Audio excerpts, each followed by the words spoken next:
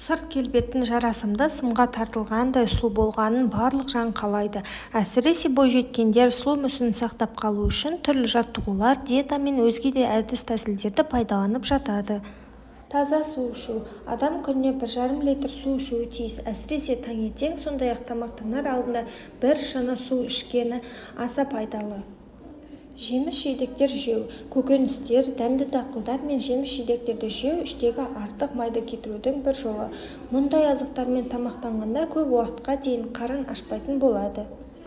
Бүкірейіп жүрмеу. Көбіне бүкірейіп жүретін адамдардың артқа омыртқасы мен сүйектері зақымданып қана қоймай, ішіне май да жиналады екен. Сондықтан да денені тік ұстап жүру керек. Тіпті тамақтанғанда да бүкіреймей тамақтанған дұрыс. Ішімдік ішпеу. Сыра ішке май жинаудың бірден-бір себепкері. Тіпті сырасыз өмір сүре алмайтын болсаңыз, онда ішер алдында бір шыны су ішіп алыңыз.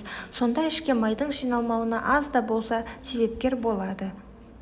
Темекіден бас тарту. Темекі шегетін адамның іші мен бүйіріне май жиналады. Темекіні тастасам семіріп кетемін деген жаңсақ пікір.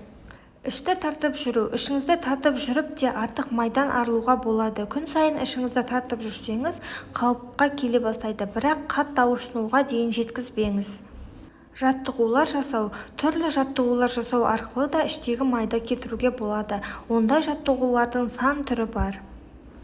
Массаж жасау. Күніне 10 минут ішіңізге массаж жасасаңыз, ол үшін жиналған майды қысып ұстау арқылы массаж жасау керек. Оның да түрлері бар. Дұрыс тамақтану. Ішке май жиналудың бір жолы дұрыс тамақтанбау болып табылады.